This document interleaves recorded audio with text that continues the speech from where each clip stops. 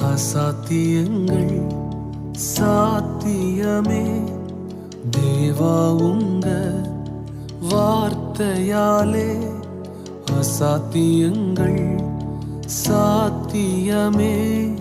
தேவா உங்க வார்த்தையாலே அசையாத மலை கூட அசைந்திடுமே. அமராத புயல் கூட அமர்ந்திடுமே.